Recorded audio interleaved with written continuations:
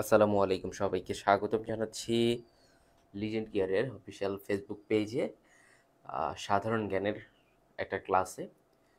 আমরা সবাই জানি আগামীকালকে আমাদের বি ইউনিটের ভর্তি পরীক্ষা, জাহাঙ্গীরনগর বিশ্ববিদ্যালয়ের বি ইউনিট অর্থাৎ সমাজবিজ্ঞান অনুষদের ভর্তি পরীক্ষা আগামীকালকে। তো এই পরীক্ষার একটা ডেমো টাইপের প্রশ্ন। আমরা জানি আমাদের সাধারণ জ্ঞানের 15 মার্কের উপর পরীক্ষা হয়ে থাকে। তো আমরা 15 মার্ক না, আমরা এর চেয়ে বেশি সংখ্যক প্রশ্ন নিয়ে আজকের ক্লাসে হাজির হয়েছি। শুধু প্রশ্নগুলো উত্তরই করব না, পাশাপাশি সেই প্রশ্নগুলো একটু ব্যাখ্যা করার চেষ্টা করব। তয়নুর রহমান সালাম দিয়েছো, ওয়ালাইকুম আসসালাম। প্রীতি আক্তার অরিন সালাম দিয়েছো, মাইশা সালাম দিয়েছো, চারু সালাম দিয়েছো, রাকিব সালাম দিয়েছো। ওকে, মনে হয় এটা আমাদের যারা জাহাঙ্গীরনগরের জন্য প্রস্তুতি নিয়েছেন, শুধু জাহাঙ্গীরনগরে এই আবেদন করেছিলেন, জাহাঙ্গীরনগরের নিয়েই স্বপ্ন দেখেছিলেন, তাদের জন্য আমার সাথে হয়তো এটাই আপনাদের শেষ ক্লাস। যারা জাহাঙ্গীরনগরের জন্য জাহাঙ্গীরনগরের কোর্সগুলোতে ছিলেন তাদের সাথে আমাদের শেষ ক্লাস। তো সবাই একটু দ্রুত যুক্ত হয়ে যাবেন এবং আপনারা কেমন আছেন একটু কাইন্ডলি জানাবেন। আচ্ছা, অনেকেই যাদের বাসা একটু অনেক দূরে দূরে, মানে সুনামগঞ্জ, সিলেট, রাজশাহী কিংবা মানে ঢাকার বাইরে যাদের বাসা, তারা ইতিমধ্যে জাহাঙ্গীরনগর বিশ্ববিদ্যালয়ে এসেও পড়েছেন আগামীকালকে পরীক্ষার জন্য।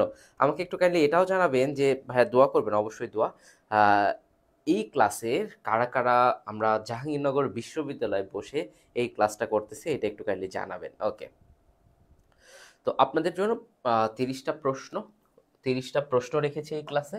পাশাপাশি আজকে রাতে সাধারণ জ্ঞান আর কতটুকু পড়বেন, 30টা প্রশ্ন রেখেছি। আর আজ রাতে কতটুকু পড়বেন, 30টা এমসিকিউ রেখেছি। পাশাপাশি রাতে কি কি পড়বেন একটু সাধারণ জ্ঞান একটু বলে দেওয়ার চেষ্টা করব। ওকে, ভালো নেই কেন? ভালো নেই প্রীতি আক্তার, ভালো না থাকার কারণ কি? ভাইয়া কালকে রবিন ভাইয়া বলছিল জিকেতে প্যাসেজ আসতে পারে, কেমন প্যাসেজ আসতে পারে একটু জানাবেন। ওকে, অবশ্যই জানানো হবে কেমন প্যাসেজ আসতে পারে, কি হতে পারে, সব কিছু নিয়ে জানানো হবে। ওকে, আমি জেউতে, আচ্ছা প্রাপ্তি বলেছে সে জেউতে আছে। জাহানারা ইমাম হল থেকে সিয়ারা সামি বলেছে। তাসনিম বলে সালাম দিয়েছো, ওয়ালাইকুম আসসালাম। মালিহা ইসলাম, ভাইয়া সিউটের রেজাল্ট কবে দিবে? আজকে কিংবা আগামী কালকের মধ্যে রেজাল্টটা দিয়ে দিবে। আচ্ছা, আপনারা একটু কাজ করবেন, যেহেতু আপনাদের এই ক্লাসের মধ্য দিয়ে জাহাঙ্গীরনগর বিশ্ববিদ্যালয়ের প্রস্তুতি শেষ হয়ে যাচ্ছে। তো আপনারা একটু কাজ করবেন যে ক্লাসটা একটু শেয়ার দিয়ে দেওয়ার চেষ্টা করবেন, আপনাদের টাইম লাইন থেকে একটু শেয়ার দিয়ে দেওয়ার চেষ্টা করবেন যদি সম্ভব হয় আপনাদের। ওকে, ওকে, আমরা অনেকগুলো মানুষ এসে যুক্ত হয়েছে ক্লাসটাতে। চলেন আমরা প্রশ্ন দেখা শুরু করি। আমাদের জন্য কি ধরনের প্রশ্ন আজকের ক্লাসে আছে আমরা একটু দেখার চেষ্টা করব। প্রথম যে প্রশ্নটা, আচ্ছা ওকে, প্রশ্নগুলো এমন হয়েছে কেন? এরকম প্রশ্নের কেউ মনে হয় উত্তর দিতে পারবে না, তাই না? তো চলেন, আমাদের প্রশ্ন এখানে তাহলে এরকম দেখাচ্ছে, তো আমরা প্রশ্ন আমাদের আরও আছে, সেগুলো নেওয়ার চেষ্টা করি। ওকে, দেখেন আমরা অলরেডি পেয়ে গেছি প্রশ্ন। ওকে, প্রথম যে প্রশ্নটা দেখেন, একটু মন দিয়ে দেখবেন, কারণ আপনাদের প্রশ্ন হবে সাবজেক্টিভ থেকে, তো এবং সাম্প্রতিক থেকেও প্রশ্ন হবে। তো একটু মনোযোগ দিয়ে দেখবেন এবং সেটার চুলসেরা বিশ্লেষণ করবেন আজকের ক্লাসে। দেখেন প্রথম প্রশ্নটা কি বলেছে ভাইয়া আপুরা। প্রথম প্রশ্নটা বলেছে যে ব্রিটিশ সাময়িকী দ্য ইকোনমিস্টের প্রতিবেদন অনুসারে বা অনুযায়ী বর্ষা সেরা দেশ কোনটা? আপনারা একটু আপনাদের মতো করে উত্তর করার চেষ্টা করেন, আমরা একটু দেখার চেষ্টা করব। যেও থেকে একটু দূরে আছি, ময়মনসিং আছি। আচ্ছা, আসসালামু আলাইকুম ভাই। ওয়ালাইকুম আসসালাম ভাই, গেরুয়া থেকে। আচ্ছা, মাইশা রহমান, জি আলহামদুলিল্লাহ ভালো আছি। তো এরকম প্রশ্ন আসুক। তো প্রশ্ন সি ইউনিটে যেহেতু একটু কঠিন হয়েছে, বি ইউনিটে ইনশাল্লাহ প্রশ্ন সহজই হবে, ভয় পেন না, ভয় পাওয়া যাবে না। তো প্রথম প্রশ্নের উত্তরটা কি হবে একটু আপনারা জানালে ভালো হয়। আপনারা বলতেছেন যে বাংলাদেশ, অনেকে বলতেছেন যে বাংলাদেশ। ইয়েস, এটার উত্তর হবে বাংলাদেশ। কেন এটা হয়েছে? এই যে ইকোনমিস্টের প্রতিবেদন অনুযায়ী, এই যে আমরা স্বৈর শাসক, আমরা কি করলাম? স্বৈর শাসক শেখ হাসিনাকে পতন করলাম। শেখ হাসিনাকে শেখ হাসিনাকে এত বছরের রাজত্ব শেষ করায় তাকে দেশ থেকে তাড়ায় দেওয়া হয়েছে, এই জন্য আমাদেরকে এটা দেওয়া হয়েছে। এবং এই দ্য ইকোনমিস্টের প্রতিবেদন অনুযায়ী বর্ষা সেরা বাংলাদেশ হলেও রানার আপ হয়েছে কোন দেশ? কেউ বলতে পারেন রানার আপ হয়েছে কোন দেশ? রানার আপ হচ্ছে সিরিয়া। কোন দেশ হয়েছে ভাইয়া? সিরিয়া। সিরিয়া কেন রানার আপ হয়েছে? দেখুন, সিরিয়াতেও খুব রিসেন্টলি যে স্বৈর শাসক ছিল, স্বৈর শাসকের কিন্তু পতন ঘটিয়েছে তারা। সিরিয়াতেও কিন্তু স্বৈর শাসকের পতন হয়েছে। আসসালামু আলাইকুম ভাইয়া, সহজ হবে এটা বলে আর কষ্ট দিয়ে না, ইনশাল্লাহ সহজ হবে। সিরিয়ার সেই স্বৈর শাসকের নাম কি ছিল? বাশার আল আসাদ। বাশার আল আসাদকে সরিয়ে মানে বাশার আল আসাদ যে স্বৈর শাসক ছিল সিরিয়ার, তারও কিন্তু পতন হয়েছে। তো এটার উত্তর কি হবে? বাংলাদেশ হবে। দেখেন পরবর্তী প্রশ্ন আমাদের জন্য কি আছে, যে মেট্রো রেল চালুতে বাংলাদেশ বিশ্বের কততম, একটু আমি বলি। এরকম প্রশ্ন রাখার কারণ কি, আপনারা জানেন আপনাদের ইউআরপি, নগর ও অঞ্চল পরিকল্পনা, বাংলায় যদি বলি নগর ও অঞ্চল পরিকল্পনা থেকে প্রশ্ন হয়। একটু মন দিয়ে শোনেন, নগর ও অঞ্চল পরিকল্পনা থেকে কি হয় ভাইয়ারা? প্রশ্ন হয়। তো এই যে নগর ও অঞ্চল পরিকল্পনা থেকে কি ধরনের প্রশ্ন হয়, এখান থেকে বিভিন্ন মেগা প্রজেক্ট রিলেটেড প্রশ্ন হয়, মেগা প্রজেক্ট রিলেটেড প্রশ্ন হয়। এখান থেকে যেহেতু নগর নিয়ে, তো এখান থেকে প্রশ্ন হয় কেমন, এখান থেকে আপনাদের প্রশ্ন হতে পারে হচ্ছে এই যে ধরেন খুব রিসেন্টলি যে যমুনা রেল সেতু উদ্বোধন হইল, যমুনা রেল সেতু, প্রশ্ন হতে পারে ফ্লাইওভার নিয়ে। কি নিয়ে? ফ্লাইওভার নিয়ে। কারণ এর আগে কয়েকবার ফ্লাইওভার নিয়ে প্রশ্ন হয়েছে। প্রশ্ন ছিল নিচের কোনটি প্রথম ফ্লাইওভার প্রকল্প কোনটা, প্রথম ফ্লাইওভার কোনটা, কোন ফ্লাইওভারে টোল দিয়ে পার হতে হয়, কোন ফ্লাইওভারে টোল দিয়ে পার হতে হয়, কোনটায় টোল দিতে হয় না, আবার কোনটার কে উদ্বোধন করে কে, খালেদা জিয়া কোনটার উদ্বোধন করে। এই যে ব্যাপারগুলো, এই ব্যাপারগুলো আপনাকে জানতে হবে। কোনটা কোনটা কোন ফ্লাইওভারের দৈর্ঘ্য বেশি, এই যে ব্যাপারগুলো আপনাকে জানতে হবে।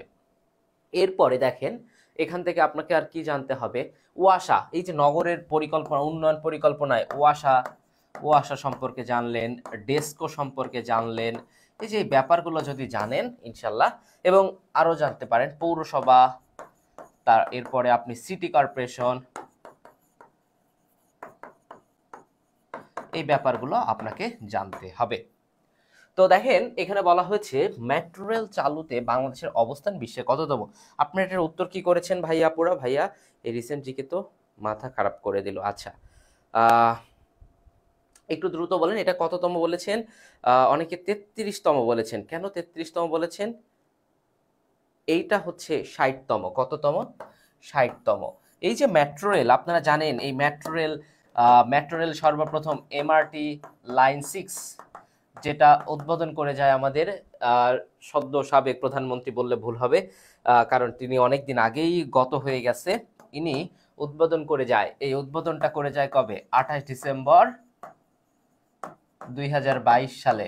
এবং 29 সাল থেকে এই ফ্লাইওভারটা জনগণের, সরি, এই এমআরটি লাইন 6 মানে মেট্রো রেলটা জনগণের উদ্দেশ্যে চালু করে দেওয়া হয়। এই প্রথম দিয়াবাড়ি থেকে এটার যাত্রা শুরু করে, এই প্রথম দিয়াবাড়ি থেকে কতদূর পর্যন্ত যাতায়াত করে? আগারগাঁও পর্যন্ত এই মেট্রো রেল যাতায়াত করত প্রথম, যখন 28 ডিসেম্বর 2022-এ এটা উদ্বোধন করা হয়। আপনাকে যদি প্রশ্ন করি, এই যে মেট্রো রেল, এই মেট্রো রেলের যে লোগো আছে, এই লোগোর ডিজাইনারকে বলেন তো, লোগোর ডিজাইনারকে একটু বলেন তো। এই যে মেট্রো রেলের যে লোগো আছে, এই লোগোর ডিজাইনারকে কেউ বলতে পারেন? এই লোগোর ডিজাইনারটাকে বলেন, এই লোগোর ডিজাইনারকে কেউ বলতে পারেন যারা ক্লাসটা করতেছেন? লোগোর ডিজাইনারকে? আলী আহসান নিশান হচ্ছে এই লোগোর ডিজাইনার। আচ্ছা ভাইয়া বলেন তো, মেট্রো রেল যেহেতু আসলো, এই মেট্রো রেলের, এই যে মেট্রো রেলের প্রথম চালকের নাম কি? প্রথম চালকের নাম কি? প্রথম চালকের নাম কি? এই মেট্রো রেলের প্রথম চালকের নাম কি বলেন তো ভাইয়া আপুরা? প্রোগ্রাম ভাইয়া একটু বিরক্ত করতে চাই, সি ইউনিটের রেজাল্ট কবে দিবে? সি ইউনিটের রেজাল্ট আজ কিংবা আগামীকালকে দিয়ে দিবে ইনশাল্লাহ। আজকেও দিতে পারে, আগামীকালকেও আপনাদেরকে দিতে পারে। সবাই বলতেছেন যে আলী হাসান, ইয়েস আলী হাসান হচ্ছে এই যে মেট্রো রেল, এই মেট্রো রেলের লোগোর ডিজাইনার। কিসের ডিজাইনার? লোগোর ডিজাইনার। আমি বললাম যে প্রথম চালকটাকে, প্রথম চালককে, হ্যাঁ মরিয়ম আফিজা, মরিয়ম আফিজা, মরিয়ম আফিজা হচ্ছে প্রথম চালক। তাহলে মেট্রো রেল কেন পড়তে হবে বললাম, যে মেগা প্রজেক্টগুলো আমাদের ইউআরপি নগর অঞ্চল পরিকল্পনার মধ্যে যেহেতু পড়ে, তো আমাদের এই ব্যাপারগুলো জানতে হবে। তো তাইলে আমরা মেট্রো রেল প্রথম উদ্বোধন হয় 28 ডিসেম্বর 2022 সালে দিয়াবাড়ি থেকে আগারগা পর্যন্ত, এবং জনগণের জন্য উন্মুক্ত করে দেওয়া হয় 29 ডিসেম্বরে। এরপরে দেখলাম এই মেট্রো রেলের লোগোর ডিজাইনার আলী হাসান নিশান, মেট্রো রেলের চালক হচ্ছে মরিয়ম আফিজা। এই মেট্রো রেল আমাদের বাংলাদেশের 60 মানে বিশ্বে কততম চালু করে, 60তম দেশ হিসাবে। তো আমাদের ভাইয়া আল্লাহ অনেক টেনশন হচ্ছে। ওকে, টেনশন করার কোনো কারণ নাই, একটু মন দিয়ে দেখেন, প্রশ্নগুলো দেখেন, ইনশাল্লাহ কাজে দিবে। ওকে, একটু কাজ করবেন, সেটা যেহেতু আপনাদের সাথে অনেকের সাথে শেষ ক্লাস, চাইলে একটু ক্লাসটা আপনার টাইম লাইনে রেখে দিতে পারেন ভাইয়ার শেষ ক্লাস হিসাবে, এবং একটা করে রিয়্যাক্ট ও দিয়ে দিতে পারেন এই ক্লাসে। এটা চাইলে আপনারা পারেন, এটাকে নিয়ে জোর করার কোনো কিছু নাই। পরবর্তী প্রশ্ন দেখেন, লিঙ্গ সমতা, জলবায়ু পরিবর্তন মোকাবিলা ও অর্থনৈতিক উন্নয়নের জন্য সম্প্রতি প্রথমবারের মতো বাংলাদেশ সরকার কোন বন্ড ইস্যু করেছেন? কেউ বলতে পারেন এই প্রশ্নটা? বাংলাদেশ সরকার কোন বন্ড ইস্যু করেছেন? কোন বন্ড ইস্যু?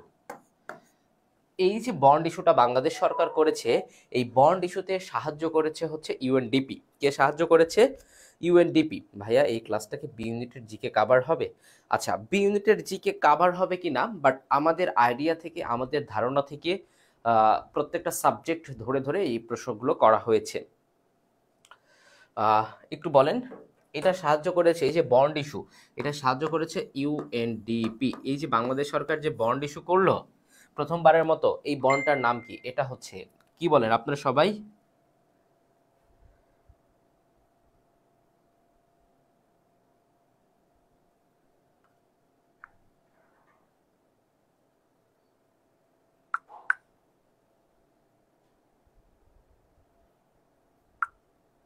এই বন্ড ইস্যুটার নাম কি বলেন তো? Orange bond. ইয়েস, সবাই বলতেছেন এটা অরেঞ্জ বন্ড। এটা কি বন্ড? Orange bond. এই অরেঞ্জ বন্ডে, এই বন্ড ইস্যুতে, এই বন্ড করতে, এই অরেঞ্জ বন্ড করতে সাহায্য করেছে কে? ইউএনডিপি এটাতে সাহায্য করেছে। কে সাহায্য করেছে? ইউএনডিপি এটাতে সাহায্য করেছে। ওকে, পরবর্তী প্রশ্ন আমরা একটু যাব, দেখি 3 নাম্বার প্রশ্ন আমাদের জন্য কি আছে। বলা হয়েছে বর্তমানে এলডিসি ভুক্ত দেশ কতটি বা কয়টি? LDC, LDC least development country, তাই না? এলডিসি কি ভাইয়া? Least development country. মানে কি ভাইয়া? স্বল্প উন্নত বা স্বল্প উন্নত, স্বল্প উন্নত, বা আপনি বলতে পারেন এটা স্বল্প উন্নত বানান ভুল হয়েছে মনে হয়, স্বল্প উন্নত, বা আপনি বলতে পারেন উন্নয়নশীল দেশগুলোর যে তালিকা, উন্নয়নশীল দেশগুলোর তালিকা, এই হচ্ছে এলডিসি।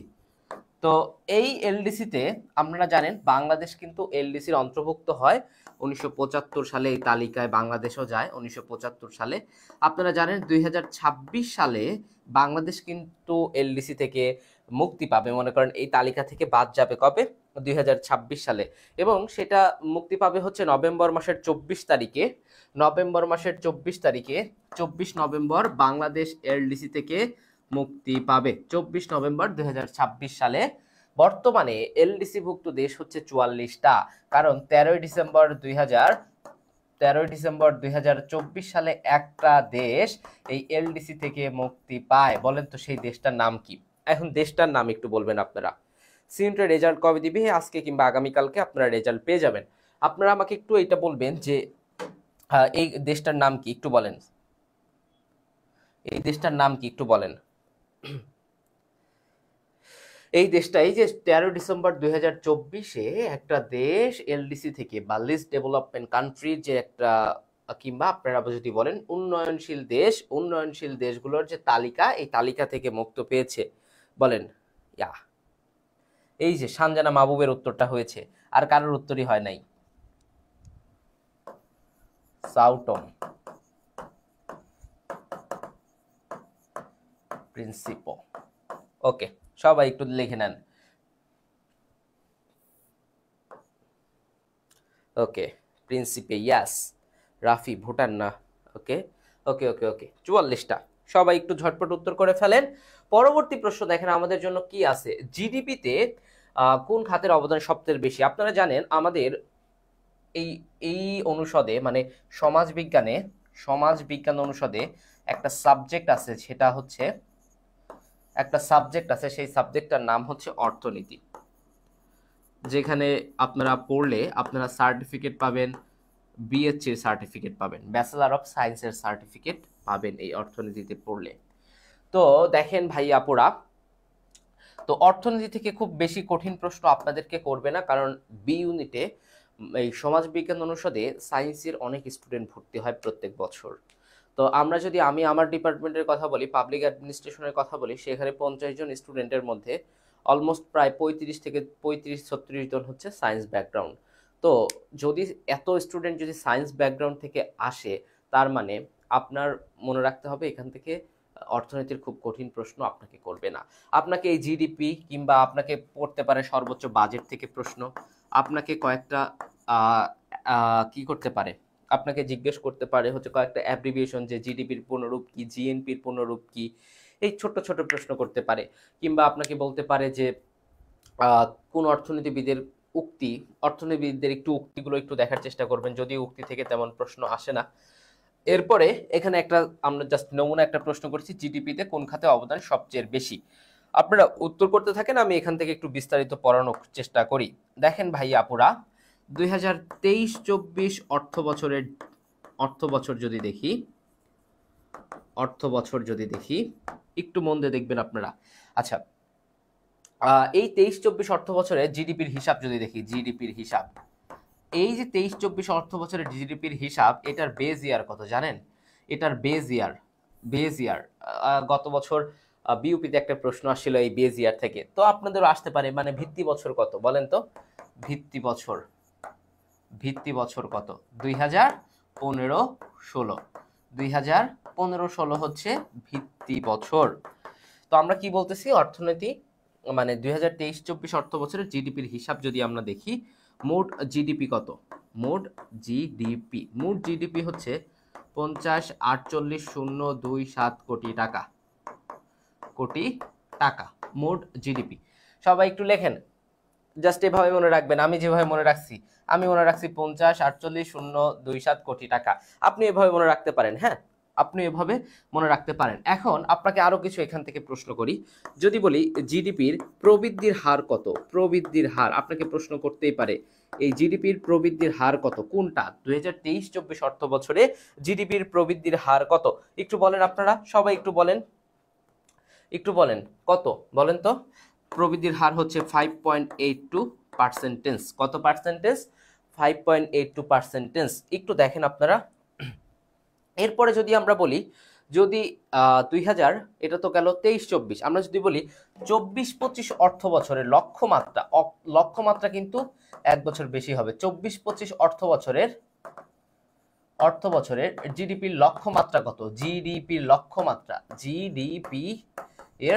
লক্ষ্যমাত্রা যেরকম প্রশ্ন হতে পারে, মানে একটু চুল ছেঁড়া বিশ্লেষণ করতেছি এক একটা প্রশ্নে, যদি আপনারা বুঝতে পারেন তাহলে বড্ড ভালো। এই লক্ষ্যমাত্রা হচ্ছে 6.75%। কত পার্সেন্টেজ? 6.75%। বাহ, অনেকে উত্তর করে ফেলতেছেন। আর যদি বলি, এখন প্রশ্নে আসেন, বলেছেন জিডিপি কোন খাতে অবদান সবচেয়ে বেশি কোন খাতে? কৃষি খাতে। কোন খাতে? কৃষি খাতে। দ্বিতীয় অবস্থানে শিল্প, তৃতীয় অবস্থানে সেবা। তাহলে 1, 2, 3, এই দেখেন সিরিয়ালি করেই দেওয়া আছে। অপশন কিন্তু এভাবে সিরিয়াল করেও দেওয়া থাকতে পারে।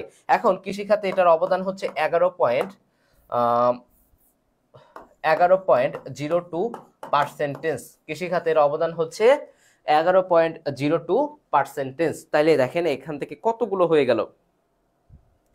না, জাহাঙ্গীরনগরে আজকে কোনো পরীক্ষা ছিল না। দেখেন এই 5 নাম্বার প্রশ্ন থেকে কতগুলো জিনিস আমরা জানলাম। একটু মন দিয়ে শোনেন, আর ক্লাসটা যদি পারেন একটু শেয়ার দিয়ে রাখবেন কি ক্লাস শেয়ার দিয়ে? শেষবারের মতো আমি আপনাদের কাছে জানতে চাই, শেষবারের মতো ক্লাসটা কি আপনারা শেয়ার দিয়ে রাখবেন কিনা, এবং একটা করে রিয়াক্ট, একটা করে শেয়ার। মাত্র কয়েকটা শেয়ার হয়েছে, তার মধ্যে মানে আমার শেয়ারই সবচেয়ে বেশি।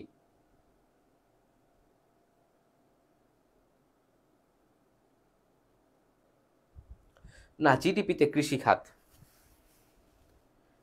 আচ্ছা, সেবা 51.04। আচ্ছা আচ্ছা, সেবা খাত হবে। ওকে ওকে, তো এখানে সেবা হবে। আচ্ছা আচ্ছা, ওকে। এই প্রশ্নটা যদি আমার ভুল হয়ে থাকে, ওকে, আমরা যদি এটা ভুল করে থাকি, যদি ভুল হয়ে থাকে আমি একটু চেক করে নেই, ক্রস চেক করে নেই। আপনারা একটু থাকেন, একটা সেকেন্ড একটু থাকেন, ক্রস চেক করে নেই। হ্যাঁ, একটু থাকেন। প্রশ্নটা ছিল জিডিপিতে যে খাতের সবচেয়ে অবদান বেশি। আচ্ছা, একটু ক্রস চেক করে নেই।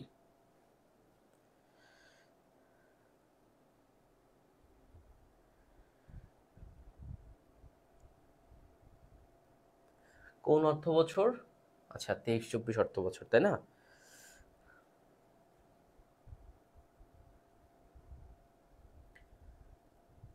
আচ্ছা,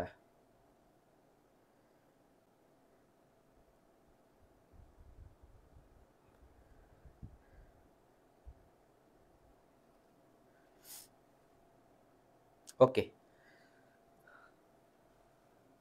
আচ্ছা, আপনারা একটু দেখেন, আমি পরবর্তীতে আপনাদের গ্রুপগুলোতে একটু জানিয়ে দিব। পরবর্তী প্রশ্ন দেখেন, COP30 কনফারেন্স অফ পার্টিস এর অনুষ্ঠিত হবে কোথায়? আপনারা জানেন এই যে COP30 কনফারেন্স অফ পার্টি, এইটা যে অনুষ্ঠিত হবে 30তম, সেটা অনুষ্ঠিত হবে ব্রাজিলে। বাট ভাইয়া, এখানে তো ব্রাজিল দেওয়া নাই, তাইলে এখানে কি শহরগুলোর নাম দেওয়া আছে? তো ব্রাজিলের কোন শহরে হবে? ব্রাজিলের হচ্ছে বেলেম শহরে হবে। কোন শহরে হবে? বেলেম শহরে হবে। তো এটার উত্তর আমরা কি দিব? বেলে দিব। উত্তর কি দিব? বেলে দিব। উত্তরটা কি দিব? বেলে দিব। উত্তরটা কি দিব? বেলে দিব। ওকে, আচ্ছা, 6 হচ্ছে ব্রাজিলে, বাট আপনারা, আচ্ছা, বেলেম শহরে হবে ফার্স্ট ভাই। আচ্ছা, সেবা হবে। ওকে, ইটস ওকে, যে ওটা সেবা হবে, আমরা মেনে নিলাম এটা হবে, সেবা হবে। আচ্ছা, বেলেম শহর ব্রাজিল, ব্রাজিলের বেলেম সিটিতে। বেলেম সিটিতে, এটা মুছে দিই, আমরা জাস্ট মনে রাখবো যে বেলেম সিটি ব্রাজিল, ব্রাজিলের বেলেম শহরে। পরবর্তী প্রশ্ন, পলিথিনের বিকল্প, কিসের বিকল্প? সোনালী ব্যাগ তৈরি করেন কারা? সোনালী ব্যাগ, পলিথিনের বিকল্প হিসাবে সোনালী ব্যাগ তৈরি করে কে? সোনালী ব্যাগ তৈরি করে কে? উত্তর কি হবে বলেন তো? এটার উত্তর, এইটার উত্তর কি হবে? নাম্বার 7। একটু নাম্বার দিয়ে একটু উত্তর করেন, তাহলে আমার বুঝতে সুবিধা হবে। আর আপনাদের কাছে আরেকটা রিকোয়েস্ট, যারা আপনারা আমাদের সাথে দীর্ঘদিন ধরে ছিলেন, আপনারা জানেন আমাদের পড়ানোর সার্ভিস থেকে শুরু করে আমরা চেষ্টা করি যে আপনাকে মানে বোঝানোর যতটুকু দরকার, একদম আনলিমিটেড ক্লাস হয় লিজেন্ড কেয়ারে। যদি কেউ অল ইন ওয়ান কোর্সে ভর্তি হতে চান, যদি কেউ অল ইন, সাগর ভাই কমেন্ট করেছে ভাইয়ের ক্লাস হচ্ছে 8টায়, সবাই থাকবেন ইনশাল্লাহ। সাগর ভাই আপনাদের জন্য অনেক চেষ্টা করে, অনেক চেষ্টা করে, এবং হয়তো অনেক ভালো কিছু দিবে আজকের ক্লাসে, সেইখান থেকে আপনারা কমনও পেয়ে যেতে পারেন। তো যদি কেউ এইটাতে ভর্তি হতে চান, মানে আমাদের অল ইন ওয়ান কোর্সে, আপনারা জানেন আমাদের আগামী পরশু থেকে আমাদের অল ইন ওয়ান কোর্সের নতুন করে আবারও ক্লাস শুরু হবে। তো খুব সামান্য টাকা দিয়ে, 999 টাকা দিয়ে আপনারা পেজে ইনবক্স করে কিংবা আমাদের ইনবক্স করে, আমাকে ইনবক্স করে ভর্তি হতে পারবেন। ওকে, এবং এই ক্লাসের মাধ্যমে যে ভর্তি হতে পারবেন তার জন্য কয়েক টাকা ডিসকাউন্ট আছে আমাকে মেসেজ দিলে। ওকে, তো এটার উত্তর কি হবে? নাম্বার 7, একটু উত্তর করেন, এটার উত্তর কি হবে? মোবারক আহমেদ খান। ইয়েস, সবাই বলতেছেন মোবারক আহমেদ খান হবে এইটার উত্তর। নাম্বার 8 যে প্রশ্নটা দেখেন, বলা হয়েছে 30 তত্ত্বের অন্তর্ভুক্ত লক্ষ্যমাত্রা 9 কোনটা? 30 তত্ত্ব আমরা জানি, zero carbon, zero unemployment, zero carbon, zero unemployment, বেকারত্ব, আর একটা কি ছিল?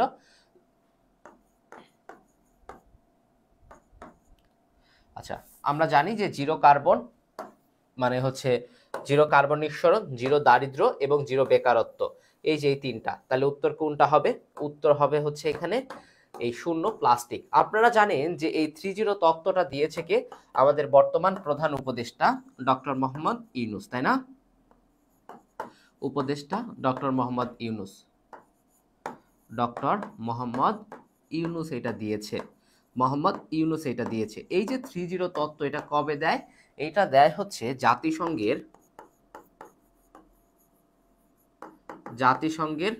৭৯তম সাধারণ অধিবেশনে, তাই না ভাইয়া আপুরা?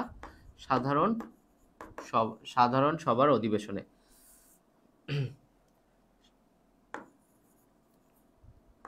সাধারণ অধিবেশনে।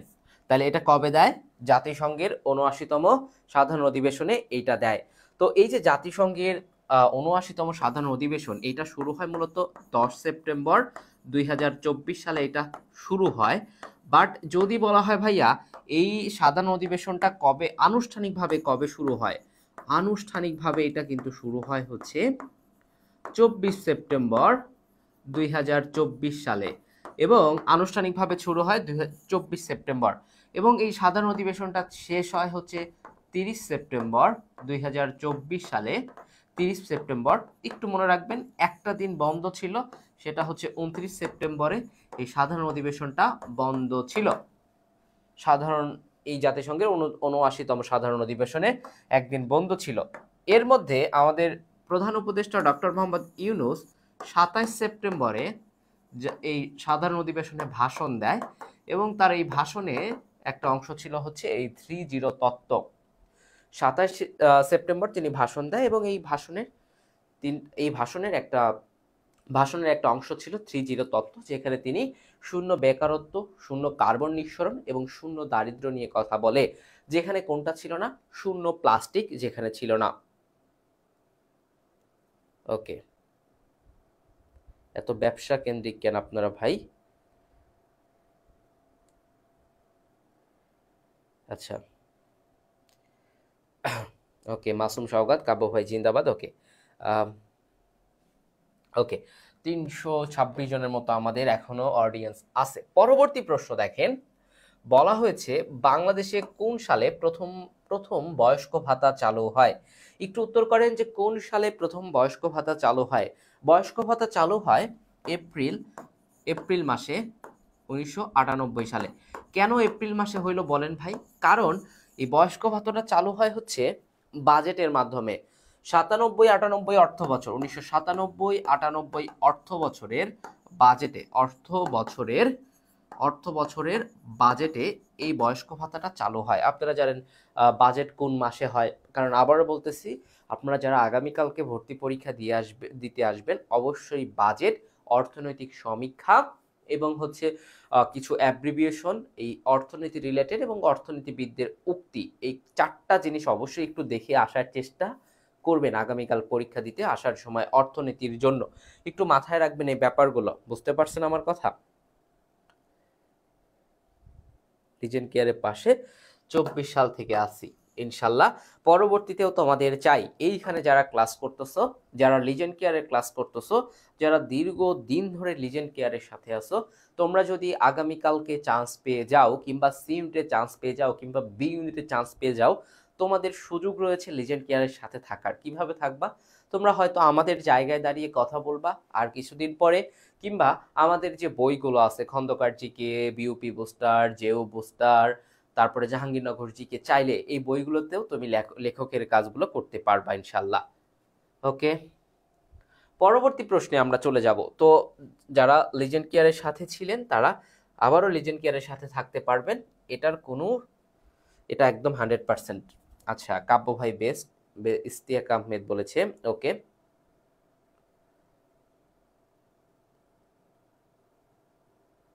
আচ্ছা, এক্সট্রা করে ভাই সি ইউনিটের জন্য এত ভালো করে পড়েও ফুল। আচ্ছা, সি ইউনিটের কথা এখন বাদ দিই, যা হয়েছে হয়েছে। তো দেখেন, প্রশ্ন করেছে সরকারি কর্ম কমিশন চেয়ারম্যান ও সদস্যগণের শপথ বাক্য পাঠ করান কে? আমরা একটু দেখি। আমরা প্রথমে উপরে একটু রাষ্ট্রপতির কথাটা লিখি, শাহাবুদ্দিন চুপ্পুর কথাটা লিখি, রাষ্ট্রপতির কথাটা লিখি। এই যে রাষ্ট্রপতি, এই রাষ্ট্রপতি কাকে কাকে শপথ বাক্য পাঠ করায় আমরা যদি একটু বড় করে দেখি, যে ইনি শপথ বাক্য পাঠ করায় প্রধানমন্ত্রী, বর্তমানে হচ্ছে প্রধান উপদেষ্টা, অথবা আপনি লিখতে পারেন প্রধান উপদেষ্টা। কি লিখতে পারেন? প্রধান উপদেষ্টাকে শপথ বাক্য পাঠ করায়। শুধু প্রধান উপদেষ্টাই না, এখানে অন্য অন্য উপদেষ্টাও অন্য অন্য উপদেষ্টাকেও শপথ বাক্য পাঠ করায়, এবং অন্য অন্য যে মন্ত্রী থাকে তাদেরকেও হচ্ছে শপথ বাক্য পাঠ করায় হচ্ছে এই রাষ্ট্রপতি। রাষ্ট্রপতি আর কাকে শপথ বাক্য পাঠ করায়? রাষ্ট্রপতি আর শপথ বাক্য পাঠ করায় হচ্ছে স্পিকার অথবা এবং ডেপুটি স্পিকার, অথবা বললে ভুল হবে, স্পিকার এবং ডেপুটি স্পিকারকে শপথ বাক্য পাঠ করায়। রাষ্ট্রপতি আর কাকে শপথ বাক্য পাঠ করায়? প্রধান বিচারপতিকে শপথ বাক্য পাঠ করায়। কাকে? প্রধান বিচারপতিকে শপথ বাক্য পাঠ করায়?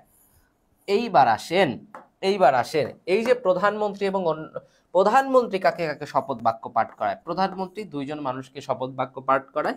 দুইজন বললে ভুল হবে, দুই শ্রেণীর মানুষকে। সিটি কর্পোরেশনের যে মেয়র থাকে, এই সিটি কর্পোরেশনের মেয়রকে শপথ বাক্য পাঠ করায়। আর কাকে পাঠ করায় ভাই? জেলা পরিষদের যে চেয়ারম্যান থাকে, যারা যারা জেলা পরিষদের চেয়ারম্যান থাকে তাদেরকে শপথ বাক্য পাঠ করায়। ওকে, মানলাম। স্পিকার কাকে কাকে পাঠ করায়? স্পিকার কিন্তু আবার এই রাষ্ট্রপতিকে পাঠ করায়, রাষ্ট্রপতিকে পাঠ করায়। আর কাকে পাঠ করায়? আর হচ্ছে সংসদ সদস্যদের। কাদের পাঠ করায়? সংসদ সদস্যদের পাঠ করায়। আর এই প্রধান বিচারপতি কাকে কাকে পাঠ করায়?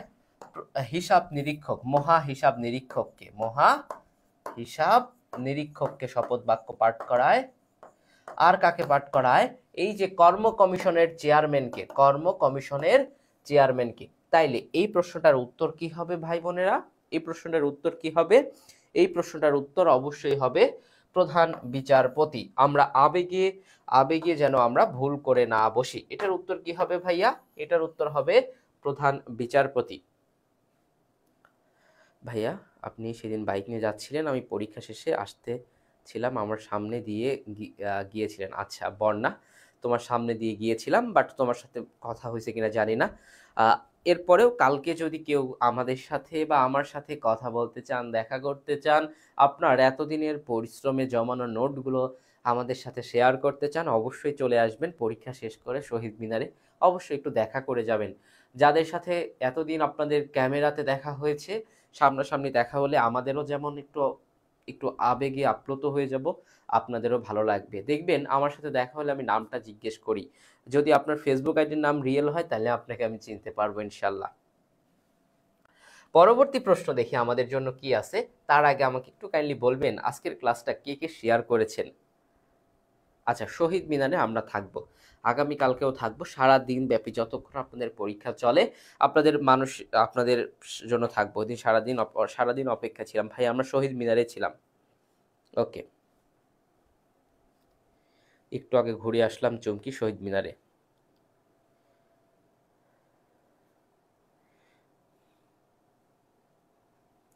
দেখেন, আমাদের এখানে যদি বাজে কোনো কমেন্ট করেন, সেই উত্তরটা আমাদের দিতে হয় না, আমাদের স্টুডেন্টরাই দিয়ে দেয়। আমরা এতটা ভালোবাসার জায়গায় ভাই, আমাকে চিনবেন? হে চুমকি, নাম বললেন, নাম চিনবো।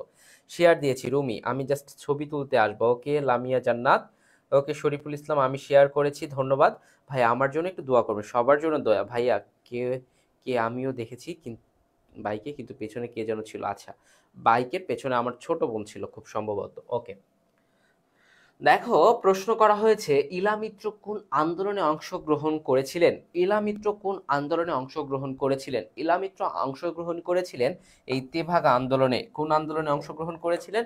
সবাই একটু মনে রাখবেন, তেভাগা আন্দোলনে। এই তেভাগা আন্দোলনটা শুরু হয় কবে?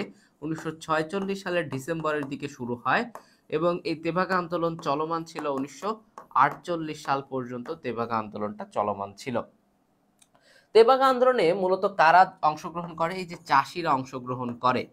এই আন্দোলনের চাষিরা মূলত অংশগ্রহণ করে। কারণ কি, এই আন্দোলনের মূল বিষয় ছিল চাষিরা যে চাষ করে, ওরা পাবে হচ্ছে এই চাষকৃত চাষকৃত যে ফসল হয়, এই ফসলের 2% পাওয়ার জন্য, এবং যারা জমির মালিক তাদেরকে 1% দেওয়ার জন্য। মানে 3/2 তারা রাখার জন্য, 1 ভাগ মালিককে দেওয়ার জন্য এই আন্দোলনটা করে। এই আন্দোলনের ইলা মিত্র জড়িত ছিল। এই আন্দোলনটা দেখেন রংপুর এবং দিনাজপুর অঞ্চলে ম্যাসিভ আকার ধারণ করে। কোন কোন অঞ্চলে? রংপুর, দিনাজপুর অঞ্চলে এই আন্দোলনটা কি ম্যাসিভ আকার ধারণ করে। আপনারা জানেন এই যে দিনাজপুরে কিন্তু হাজী দানেশ ইউনিভার্সিটি আছে, হাজী দানেশ বিজ্ঞান ও প্রযুক্তি বিশ্ববিদ্যালয়। এই যে তেভাগা আন্দোলনের জনক কিন্তু বলা হয় এই হাজী দানেশকে। এই তেভাগা আন্দোলনের জনক বলা হয় কিন্তু হাজী দানেশকে, মনে থাকবে। তাহলে বিষয়টা ক্লিয়ার। আল্লাহ, তুমি এই ক্লাসে সবগুলো কমন ফেলাপ জিকে পড়ে। আচ্ছা, কমন পড়ুক আর না পড়ুক, আপনার কনফিডেন্সটা একটু বাড়ায় রাখবেন। আশা রাখা যায় এরকম আমি যে ব্যাখ্যামূলক কথা বলতেছি, হয়তো এরকম জায়গা থেকে প্রশ্ন চলে আসবে। ভাইয়া, সিইউ এর ক্লাস নেবেন না? অবশ্যই আপনাদের যে অল ইন ওয়ান কোর্স চালু হচ্ছে, সেখানে আপনাদের আরইউ, সিইউ, জিএসটি এবং এনইউ মানে ন্যাশনাল ইউনিভার্সিটি সব কিছুর ক্লাস ইনশাল্লাহ হবে সেইখানে। ভাইয়া আপুর সাথে দেখা করেছি, আচ্ছা রাব্বি ইসলাম বলেছে। পরবর্তী প্রশ্ন দেখেন, বলা হয়েছে কি যে স্টেলা মেরিস 15 জাহাজটি, 15 লেখা হয় নাই, কোন কোম্পানি তৈরি করেছে? এই জাহাজটা কোন কোম্পানি তৈরি করেছে? স্টেলা ম্যারিস জাহাজটি কোন কোম্পানি তৈরি করেছে? এই জাহাজটা তৈরি করেছে বাংলাদেশের একটা কোম্পানি। সেই কোম্পানির নাম হচ্ছে আনন্দ শিপইয়ার্ড। আনন্দ শিপ ইয়ার্ড। এবং দেখেন এই জাহাজটা কিন্তু 2008 সালে রপ্তানি করা হয়। কি করা হয় ভাইয়া? রপ্তানি করা হয়। কাদের কাছে রপ্তানি করা হয়? ডেনমার্কের কাছে রপ্তানি করা হয়। ক্লাসের শেষে অবশ্যই সাজেশন দিব যে আপনি এই লাস্ট কয়েকটা দিন মানে এই লাস্ট আজকের রাতে কি পড়বেন আর লাস্ট চোখের সামনে কোনটা দেখবেন, মানে এই রাতে আপনি কি দেখবেন সাধারণ জ্ঞানে আমি একটু বলে দেওয়ার চেষ্টা করব। শেষ পর্যন্ত ক্লাসে থাকেন। এই যে ডেনমার্ক কিন্তু আমরা পড়েছিলাম যে এটা একটা স্ক্যান্ডিনেভিয়ান কান্ট্রি, তাই না?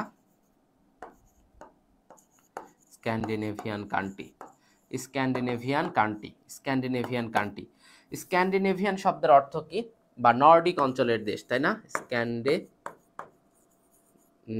স্ক্যান্ডিনেভিয়ান দেশ, বা কি বলি আমরা, যেটাকে বলি নর্ডিক অঞ্চলের দেশ। নর্ডিক অঞ্চলের দেশ কয়টা ভাইয়া? 5টা। এই যে ফিডে আসুন, মনে আছে আপনাদের? মহাদেশ পরিচিতিতে পড়িয়েছিলাম। এই ফিনল্যান্ড বাদ দিয়ে ডেনমার্ক, আইসল্যান্ড, সুইডেন, নরওয়ে এগুলোর মুদ্রার নাম কি? মুদ্রার নাম ক্রোনা। ফিনল্যান্ডের মুদ্রার নাম কি? ফিনল্যান্ডের মুদ্রার নাম হচ্ছে ইউরো। ফিনল্যান্ডের রাজধানী কি? হেলসিঙ্কি। মনে আছে এই ব্যাপারগুলো? তো এটার সঠিক উত্তর কি হবে? আনন্দ শিপইয়ার্ড। কি হবে? আনন্দ শিপইয়ার্ড এটার উত্তর হবে। ওকে, আবারও বলতেছি ক্লাসের শেষে আপনাদের বলবো যে আর কতটুকু পড়বেন আজকে রাতে আর কি পড়বেন সবকিছু নিয়ে কথা বলবো ইনশাল্লাহ। তো ক্লাসটা কে কে শেয়ার দিয়েছেন একটু কাইন্ডলি বলবেন। মাত্র কয়েকটা শেয়ার হয়েছে, আমি চাইবো যে শেষ ক্লাস আপনারাও স্মৃতি হিসাবে রাখেন, আমিও স্মৃতি হিসাবে রাখি। মাত্র 80টা শেয়ার আর 20টা দিয়ে দিলে মনের আশা পূর্ণ হবে। মাত্র 200টা রিয়্যাক্ট, বাট আমরা এখানে ক্লাসে 200 মানুষের বেশি এই ক্লাসে এখন পর্যন্ত আসি। আচ্ছা বলে দিব আর কি পড়বেন ইনশাল্লাহ, বলে দেওয়ার চেষ্টা করব।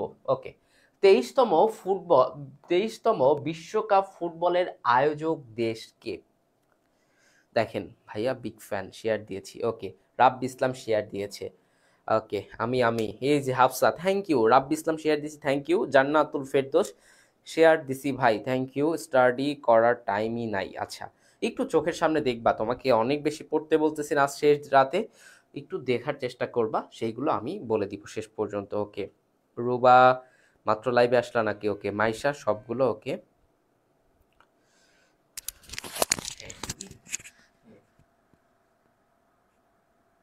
আচ্ছা, আমি ক্লাসে শেষ করে কল করি।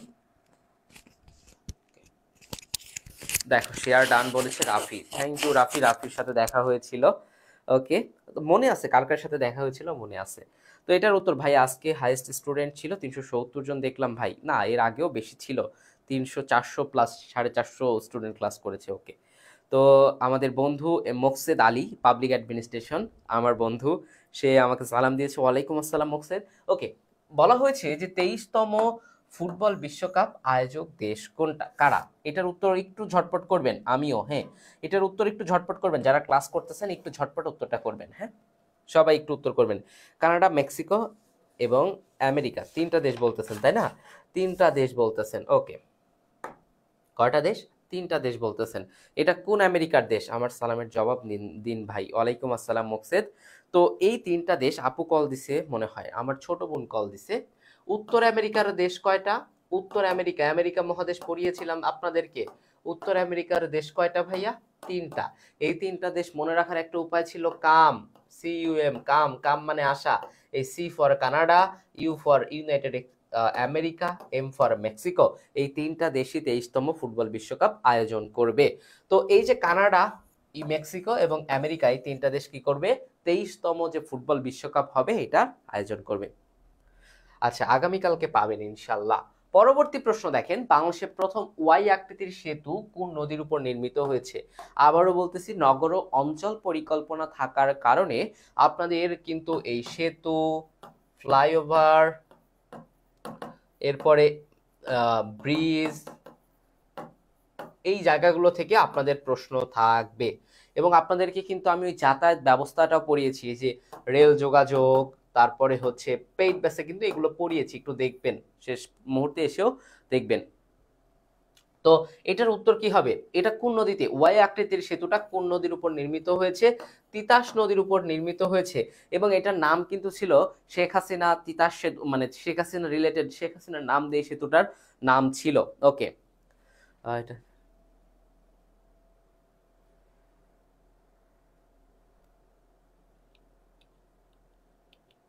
আচ্ছা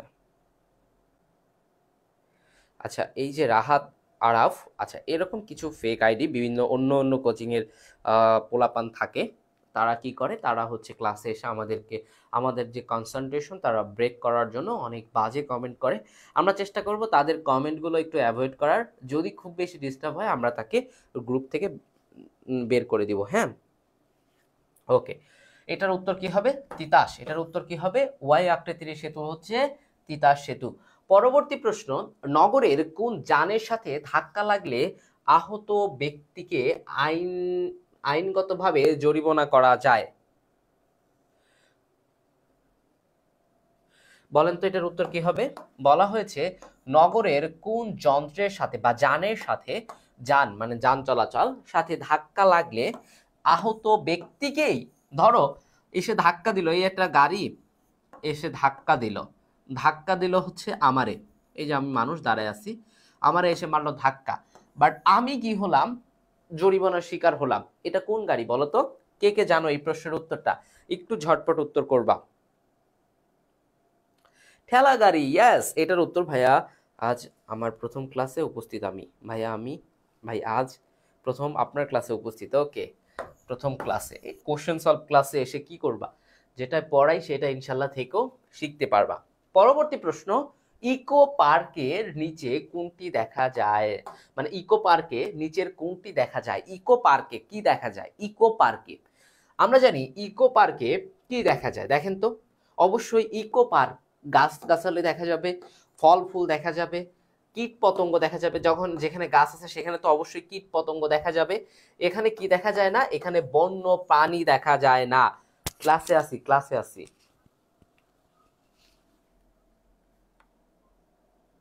এটাই কি দেখা যায় না ভাইয়া? বিভিন্ন বন্য প্রাণী কিন্তু এই ইকো পার্কে দেখা যায় না। কি দেখা যায় না ভাইয়া? পুরা বন্য প্রাণী দেখা যায় না। নাম্বার 17, এই দেখেন, আপনাদের একটু বলি, আমাদের সাবজেক্ট আছে নৃবিজ্ঞান, মানে অ্যানথ্রোপোলজি সাবজেক্ট আছে বি ইউনিটে। আমরা জানি সাবজেক্টিভ জিকে থেকে প্রশ্ন হয়, বি ইউনিটে আছে হচ্ছে নৃবিজ্ঞান নামে একটা সাবজেক্ট আছে ভাইয়া আপুরা। তো এই নৃবিজ্ঞান থেকে দেখবেন গত বছর কতগুলো প্রশ্ন হয়েছে। হ্যাঁ, এখান থেকে কি ধরনের প্রশ্ন হয়? এখান থেকে হয় বাঙালি জাতির উৎপত্তি হয়েছে কিভাবে, বাঙালি জাতির উৎপত্তি হয়েছে কিভাবে, তারপরে মানব জাতির জন্ম হয়েছে কিভাবে, মানব জাতির জন্ম। এখান থেকে প্রশ্ন হয় হচ্ছে ক্ষুদ্র নিগোষ্ঠী থেকে প্রশ্ন হয়, ক্ষুদ্র নিগোষ্ঠী থেকে প্রশ্ন হয়। হ্যালো, ক্লাসে লাইভে আছি, বলো। না না না, আমি লাইভে আছি আব্বু, ক্লাস চলতেছে। এরপরে ক্ষুদ্র নিগোষ্ঠী থেকে প্রশ্ন হয়, ক্ষুদ্র নিগোষ্ঠী থেকে প্রশ্ন হয়। এরপরে প্রশ্ন হয় কোথা থেকে? এই বি ইউনিটের দেখেন, বাঙালি জাতি থেকে, মানব জাতির জন্ম থেকে, ক্ষুদ্র নিগোষ্ঠী থেকে প্রশ্ন হয় এখানে। এখানে আপনার এবং এই যে সম্পর্ক কোনটা, ক্রস কাজিন কোনটাই, এই সম্পর্ক রিলেটেড প্রশ্ন হয়ে থাকে, এই সম্পর্ক রিলেটেড প্রশ্ন হয়ে থাকে। তো একটু এগুলো একটু দেখার চেষ্টা করবেন। তো দেখেন এখানে বলা হয়েছে, ভাই ভাবিকে টাইম দিয়েন ভাইয়া, আমার বাবা ফোন দিছে, আব্বু বলতেছে, তারপরেও কথা, তোমরা কি সব কথাবার্তা বলো। দেখো নিচের কোনটি ক্ষুদ্র নিগোষ্ঠী সমতল অঞ্চলে বসবাস করে? আমি কিন্তু আপনাদেরকে ক্ষুদ্র নিগোষ্ঠীর ক্লাসে খুব চমৎকার করে বুঝিয়েছি। সাঁওতাল, সাঁওতাল বসবাস করে কোন অঞ্চলে? রাজশাহীর এই অঞ্চলে, প্রধানত রাজশাহীর এই অঞ্চলে বসবাস করে। রাজশাহী তো অবশ্যই সমতল, তাহলে প্রথম উত্তরটাই আমরা দিয়ে দিতে পারবো যে এটা সমতল। এখন যদি আমরা বলি ভাইয়া মারমা, আচ্ছা উফ ওকে, তো এখন আপনাকে এখানে কিছু প্রশ্ন করি। সাঁওতালদের একটা নাচ আছে, বলেন তো এই নাচটা কি? ক্লাসে পড়িয়েছিলাম, সাঁওতালদের একটা নাচ আছে, এই নাচটা কি বলেন তো? সাঁওতালদের উৎসবের নাম কি বলেন তো? উৎসব, দুইটা প্রশ্ন করলাম, একটা উৎসব করলাম, একটা নাচ করলাম, বলেন তো উৎসব কি? কালকে 9টায় C1 এর এক্সাম। আচ্ছা, আরে ভাই বাপ বলে সম্বোধন করলাম, আমার বাপ কল দিছে, তারপরেও তোটা কত কিছু বলিস ভাইয়া। একটা ব্যাটারি খুব ডিস্টার্ব করেছে, ব্যাটারিকে লাথি মেরে দাও ভাই, ক্লাসে একটা ভাইরাস ঢুকছে, প্লিজ দেখেন। ওকে, আমরা ক্লাস শেষ করে তাকে আমরা রিমুভ করে দেবো ইনশাল্লাহ। নাচটা কি ছিল ভাই? সাঁওতালদের নাচ কি? ঝুমুর নাচ। তাহলে ঝুমুর নাচ কোন অঞ্চলের নাচ? অবশ্যই, যেহেতু রাজশাহীতে বসবাস করে, রাজশাহী অঞ্চলের নাচ। উৎসব কি বলেন তো ভাই? 14, আচ্ছা 14 নাম্বার, 16 নাম্বার তো আগে চলে গেছি। 16 নাম্বার কি প্রশ্ন ছিল? আচ্ছা আমরা একটার পরে দেখবো ইনশাল্লাহ। হ্যাঁ, উৎসব কি ভাইয়া? উৎসব হচ্ছে সোহরাই উৎসব, সোহরাই উৎসব পালন করে এরা। তাহলে সাঁওতালরা সোহরাই উৎসব পালন করে। সাঁওতালদের নাচ হচ্ছে ঝুমুরু নাচ, সাঁওতালদের নাচ হচ্ছে ঝুমুরু নাচ। বলেন তো এই যে সাঁওতাল বিদ্রোহ দিবস কবে বলেন তো? সাঁওতাল বিদ্রোহ দিবস কবে বলেন তো? সাঁওতাল বিদ্রোহ দিবস বলেন তো? সাঁওতাল বিদ্রোহ দিবস কবে বলেন তো? সাঁওতাল বিদ্রোহ দিবস একটু বলেন তো, সাঁওতাল বিদ্রোহ দিবস কবে? একটু বলেন সবাই, যারা যারা ক্লাসে আছেন আপনারা একটু বলবেন যে সাঁওতাল বিদ্রোহ দিবস কবে? সাঁওতাল বিদ্রোহ দিবস, বাপরেও তোরা বউ বানায় দিস, হ্যাঁ এদের অবস্থা খুবই খারাপ। আচ্ছা হ্যাঁ, ঝুমুর নাচ, রিপোর্ট মারো সবাই। ওকে, কেউ বাজে কমেন্ট করবে না, করলে লাথি। ওকে, ঝুমুর নাচ, হ্যাঁ ঝুমুর নাচ। তো দেখেন সাঁওতাল বিদ্রোহ দিবস কবে? ঐশী বিশ্বাস বলেছে 30 জুন। ইয়েস, উত্তর হয়েছে। সাঁওতাল বিদ্রোহ দিবস হচ্ছে 30 জুন। সাঁওতালদের উৎসব সোহরাই, সাঁওতালদের উৎসব সোহরাই, সাঁওতালদের নাচ ঝুমুর নাচ। সাঁওতালরা প্রধানত রাজশাহী অঞ্চলে বসবাস করে। সাঁওতালদের ভাষা কি বলেন তো? এরা কোন ভাষায় কথা বলে? এদের ভাষা কি বলেন তো? এদের ভাষা হচ্ছে মুন্ডা ভাষা। কি ভাষা ভাইয়া? মুন্ডা ভাষা। আবারও যদি বলি, সাঁওতাল রাজশাহীতে বসবাস করে, ভাষা মুন্ডা। সাঁওতালদের প্রধান উৎসব সোহরাই। সাঁওতাল বিদ্রোহ দিবস 30 জুন। সাঁওতালদের নাচ হচ্ছে ঝুমুর নাচ। মনে থাকবে? যদি প্রশ্ন আসে এখান থেকে, পারবেন তো? পারবেন কিনা একটু বলেন না, পারবেন কিনা? ওকে, পরবর্তীতে আসেন। পরবর্তী অপশন দেওয়া আছে হচ্ছে মারমা। তো মারমারা প্রধানত কোথায় বসবাস করে বলেন তো? মারমারা প্রধানত কোথায় বসবাস করে? মারমারা তো ভাই জানি বান্দরবনে প্রধানত বসবাস করে। বান্দরবান কোথায়? বান্দরবনে প্রধানত মারমারা বসবাস করে। কোথায় বসবাস করে? মারমারা কোন ধর্মের হয়ে থাকে? মারমারা ভাইয়া বৌদ্ধ ধর্মের হয়ে থাকে। কোন ধর্মের হয়ে থাকে? বৌদ্ধ ধর্মের হয়ে থাকে এই মারমারা। কোন ধর্মের হয়ে থাকে? বৌদ্ধ ধর্মের হয়ে থাকে হচ্ছে এই মারমারা। তো পরবর্তী প্রশ্ন দেখেন, পরবর্তী অপশন হচ্ছে চাকমা। চাকমারা প্রধানত কোথায় বসবাস করে বলেন তো? চাকমা, চাকমারা প্রধানত রাঙ্গামাটিতে বসবাস করে। কোথায় বসবাস করে? রাঙ্গামাটিতে প্রধানত বসবাস করে চাকমা। চাকমারা কোথায় বসবাস করে? রাঙ্গামাটিতে বসবাস করে চাকমা। মনে আছে আপনাদের? তো তাইলে এখানে হ্যাঁ মারমা গারো মাতৃতান্ত্রিক। ইয়েস, আমরা ওই যে একটা কথা মনে রেখেছিলাম যে গেদা খাগা, মারা আমাদের পাবনার ভাষায় বলে এ গেদা খাগা। খাতে হচ্ছে খাসিয়া এবং গারো, এরা হচ্ছে মাতৃতান্ত্রিক। ওকে, এত কষ্ট করে পড়লাম, প্রতিদান পাবো তো ইনশাল্লাহ? পাবেন, আগে অ্যান্সার দিয়ে, আগে অ্যান্সার দিলে দাম পাই না ভাই। আচ্ছা সৌরভ, এই যে অ্যান্সার দিয়ে দিলাম, তোমার নাম বলে দিলাম। এটার উত্তর কি হবে? সাঁওতাল হবে। উত্তর কি হবে এটার? সাঁওতাল হবে এটার উত্তর। আচ্ছা, কে যেন একটা প্রশ্ন করেছিল 16 নাম্বার, ইকো পার্ক। না, এটা হবে না ভাইয়া। ফুল ফল তো থাকবে, বিভিন্ন বন্য পানি দেখা যায় না। ইকো পার্কে বন্য পানি দেখা যায় না। ইকো পার্কে বন্য পানি দেখা দিলে তো যাইতেই না তোরা। এরপরে দেখেন ক্রস কাজিন কারা। ক্রস কাজিন কারা একটু বলেন তো? ক্রস কাজিন কারা হয়? ক্রস কাজিন আসলে হয়, ধরেন মায়ের, আপনার মা আছে না, মায়ের ভাই আছে না, মায়ের ভাইয়ের যে সন্তানগুলো থাকে এরা হয় ক্রস কাজিন, সন্তান থাকে। আবার বাপের, বাপের বোনের সন্তানগুলো, বোনের সন্তান, তাহলে ক্রস কাজিন কারা হয় একটু মনে রাখবেন, যে আপনার মায়ের ভাইয়ের সন্তান মানে মামার সন্তান আর ফুপুর সন্তান, মানে আপনার মায়ের ভাই হবে আর বাপের কি হবে, বাপের হচ্ছে বোন। তো এখানে দেখেন মামা তো ভাই বোনের কথা নাই, তো এটা উত্তর নাই। দ্বিতীয় অপশন বাপের বোন, বাপের বোনের সন্তানদের আমরা কি বলি, ফুফাতো ভাই বোন। উত্তর কি হবে এটার, উত্তর হবে ক। তাহলে ক্রস কাজিন কারা, ক্রস কাজিন হচ্ছে মায়ের হবে ভাই, মা ভাই, মানে তারা ভাই বোন, আর আমার বাপরা ভাই বোন, মারা ভাই বোন বাপরা ভাই বোন, এদের যে সন্তানগুলো হবে এটা হচ্ছে ক্রস কাজিন। এরা কি হয়, এরা হয় হচ্ছে ক্রস কাজিন, মনে থাকবে। ওকে, তাহলে ক্রস কাজিন আমরা মুখস্থ করবো না, জাস্ট আমরা মনে রাখবো যে আমার মায়ের যে ভাই আছে তার সন্তানরা আর আমার বাপের যে বোন আছে তার সন্তানরা হবে হচ্ছে ক্রস কাজিন। ওকে, পরবর্তী প্রশ্নে আমরা একটু যাওয়ার চেষ্টা করব, আমাদের 18টা প্রশ্ন শেষ। এই যে পলিগামিটা কি, পলিগামিটা কি কেউ বলতে পারেন যে পলিগামি কি? ওয়ান অল কোর্সে অ্যাডমিট হতে চাই ভাইয়া, ভাইয়া কমেন্ট, ভাইয়া কমেন্ট পড়ছেই না। আচ্ছা, অবশ্যই অ্যাডমিট হতে পারবা, রিয়্যাক্ট দিয়েছি, নক দিলে ইনশাল্লাহ অ্যাডমিট হতে পারবা। ওকে, এত সহজ আল্লাহ। আচ্ছা, মোকসেদ আলী বলেছে এত সহজ আমার বন্ধু। ওকে, পলিগামিটা কি ভাইয়া, পলিগামি কি বলেন তো, পলিগামি কি? পলিগামি হচ্ছে আপনারা যারা একের অধিক বিয়ে করতে চান সেটা বহু বিবাহ, ইয়েস বহু বিবাহ, এটা কি পলিগামি হচ্ছে বহু বিবাহ। ওকে, পরবর্তী প্রশ্নে আমরা যাব, নাম্বার 20 কি দেওয়া আছে, বিজিবি স্ট্যান্ডস ফর। তো আমরা বারবারই বলি যে বি ইউনিট যেটা সমাজবিজ্ঞান অনুষদ, এখানে একটা অ্যাব্রিভিয়েশন থেকে একটা প্রশ্ন হয়ে থাকে। তো দেখেন এখানে বলা হয়েছে border guard of Bangladesh, Bangladesh rifles, border guard Bangladesh. দেখেন আমার কাছে মনে হচ্ছে এই দুইটা উত্তর হতে পারে, ক এবং গ, বাকি দুইটা হবে না। তাহলে এই দুইটা উত্তর দিলে তো আমার পরীক্ষায় উত্তর হচ্ছে না, আমি নাম্বার পাচ্ছি না। তো এখান থেকে আমাকে একটা বেছে নিতে হবে। তো বলেন তো এটার উত্তর কি হবে? এই যে বলা হয়েছে যে বিজিবি স্ট্যান্ডস ফর, বিজিবি, এটার এই ক এবং গ এই দুইটার মধ্যে আপনার কাছে কোনটা উত্তর মনে হচ্ছে একটু কাইন্ডলি জানাবেন। Border guard Bangladesh, of Bangladesh না। আহারে আহারে আহারে, উত্তর হবে এটা হবে না, উত্তর হবে গ, বর্ডার গার্ড বাংলাদেশ। কি হবে? বর্ডার গার্ড বাংলাদেশ হবে। হ্যাঁ মাইশা, বর্ডার গার্ড বাংলাদেশ হবে, অফ হবে না। এটার উত্তর হবে কি, গ নাম্বার, উত্তর হবে কি গ নাম্বার। ওকে, পরবর্তী প্রশ্ন দেখেন, বাংলাদেশের রাষ্ট্রপতি পদ শূন্য হলে কে রাষ্ট্রপতির দায়িত্ব কে পালন করে?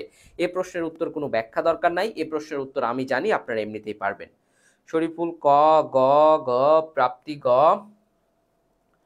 আচ্ছা, ছেলেরা চায় 4 বিয়ে করতে, সুন্নাত। আচ্ছা, হ্যাঁ 4 বিয়ে করতে চায়। ওকে, পরবর্তী প্রশ্ন নাম্বার 21, বাংলাদেশের রাষ্ট্রপতির পদ শূন্য থাকলে কে রাষ্ট্রপতির দায়িত্ব পালন করবে? আপনারা জানেন ভাই বোনেরা, আমাদের এখানে লোক প্রশাসন এবং আপনারা একটু একটা কাজ করবেন, লোক প্রশাসন এবং সরকার রাজনীতি আছে, তো এই ধরনের প্রশ্ন হতে পারে। একটা কাজ করবেন, সেটা হচ্ছে আপনারা আমাদের যে বাংলাদেশের বিভিন্ন সংস্থা আছে, যেমন বার্ড আছে, বার্ড যেটা আছে হচ্ছে কুমিল্লাতে, বার্ড আছে, তারপরে আরডিএ আছে, এই সংস্থাগুলো কোথায় একটু দেখে আসার চেষ্টা করবেন। ওকে, এটা কে করে? এটা করে স্পিকার। ওকে, সবারই উত্তর হয়েছে, স্পিকার না করলে কে যেন করবে বলে দিয়েছে। ওকে, পরবর্তী প্রশ্ন দেখেন নাম্বার 22, পোর্ট ব্লেয়ার দ্বীপের মালিক, পোর্ট ব্লেয়ার দ্বীপের মালিক কোন রাষ্ট্রের? এই যে পোর্ট ব্লেয়ার দ্বীপ, এটা হচ্ছে ভারতের কেন্দ্রীয় শাসিত অঞ্চল। এটা কি ভারতের, ভারতের কেন্দ্রীয় শাসিত অঞ্চল। তাহলে তো অবশ্যই এটা ভারতের, কোন রাষ্ট্রের এটা? এটা ভারতের মধ্যে রয়েছে। এবং এটা কিন্তু আগে কার মালিকানায় ছিল বা কাদের দখলে ছিল? এই পোর্ট ব্লেয়ার দ্বীপ আগে কার দখলে ছিল? আগে যুক্তরাজ্যের দখলে ছিল, এখন কাদের দখলে? এটা ভারতের দখলে। এবং ভারতের এটা একটা কেন্দ্রীয় শাসিত অঞ্চল হচ্ছে এই পোর্ট ব্লেয়ার দ্বীপ। ওকে, এটার উত্তর কি? 22 নম্বরের উত্তর কি? সবাই একটু করেন, গ। 22-এর ক কে করেছে রে? কান ধরে নিজে উঠবোস কর। ইউরোপের দীর্ঘতম নদী কোনটা? এই প্রশ্নের উত্তরটা মনে হয় আমি কাব্য দিলে অন্যায় হবে, কারণ এই যে কোন মহাদেশের কোনটা দীর্ঘতম, কোনটা ক্ষুদ্রতম, কোনটা মাঝারি, কোনটা ছোট, কোনটা বড়, কোনটা খাটো, কোনটা বেটে, সবকিছু, এবং তাদের উৎপত্তি স্থল, তাদের পতন স্থান, সবকিছু কিন্তু আপনাদেরকে পড়িয়েছি। আপনারা যারা পেইড ব্যাচের স্টুডেন্ট আছেন, ইউরোপের দীর্ঘতম নদী কোনটা?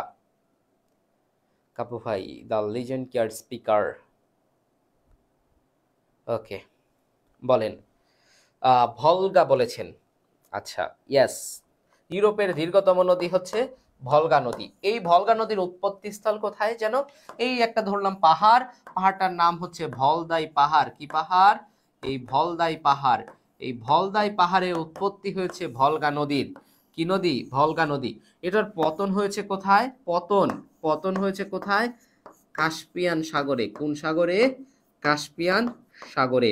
ইউরোপের দ্বিতীয় দীর্ঘতম নদী কোনটা ভাইয়া আপুরা? ইউরোপের তো এটা দীর্ঘতম দেখলাম। যদি আপনাদেরকে প্রশ্ন করি ভাই দ্বিতীয় দীর্ঘতম কোনটা, উত্তর কি দিবেন? দ্বিতীয় দীর্ঘতম। যদি প্রশ্ন করি ভাই দ্বিতীয় দীর্ঘতম নদী কোনটা, তাহলে কি দিবেন বলেন তো? যদি আমরা প্রশ্ন করি, যদি প্রশ্ন হয় ইউরোপের দ্বিতীয় দীর্ঘতম নদী কোনটা, বলেন তো দ্বিতীয় দীর্ঘতম নদী কোনটা? এটা তো দেখলাম হচ্ছে ইউরোপের দীর্ঘতম নদী ভলগা নদী। কি দেখলাম? ভলগা। দ্বিতীয় দীর্ঘতম কোনটা? দ্বিতীয় দীর্ঘতম হচ্ছে দানিউব নদী। এটা হচ্ছে দ্বিতীয় দীর্ঘতম নদী। দ্বিতীয় দীর্ঘতম নদী হচ্ছে দানিউব নদী। মনে থাকবে এগুলো? আচ্ছা ইস্তিয়াক, অনেক দোয়া এবং ভালোবাসা তোমার প্রতি, অনেক দোয়া রইল। ইনশাল্লাহ আগামীকালকে আরো ভালো কিছু করতে যাচ্ছ তোমরা। অনেক মন থেকে দোয়া। এই ক্লাসে যারা যুক্ত আছো আমি চাইবো যে তোমরা সবাই চান্স পাও। আমরা আবারও কোনো একদিন লাইভে আসবো এই রেজাল্টের পরে, যেন সবাই আবারও এভাবে কমেন্ট করতে পারো। তোমাদের দেখে ভালো লাগে। আমার ক্যাম্পাসে জুনিয়র হয়ে আসো, এর চেয়ে শান্তির কিছু আমাদের কাছে হবে না। মাসুম সওগাত ভাই আমাদের জন্য অনেক কষ্ট করছেন। ওকে, পরবর্তী প্রশ্ন, বায়াফ্রা অঞ্চলটি কোন মহাদেশের? এটা কোন মহাদেশের অঞ্চল? আমি একটু বলি, আপনাদের ভূগোল থেকে প্রশ্ন হবে। কোথা থেকে প্রশ্ন হবে? ভূগোল থেকে। ভাইয়া ভূগোল থেকে কি পড়বো? ভূগোল থেকে পড়বেন মহাদেশ পরিচিতি। কয়েকটা মহাদেশের ক্লাস আপনাদের লিজেন্ড কেয়ারের পেজে আছে, কয়েকটা পেইড ব্যাচে আছে। পরিচিতি। কি পড়বেন? বাংলাদেশের ভৌগোলিক অবস্থান। বাংলাদেশের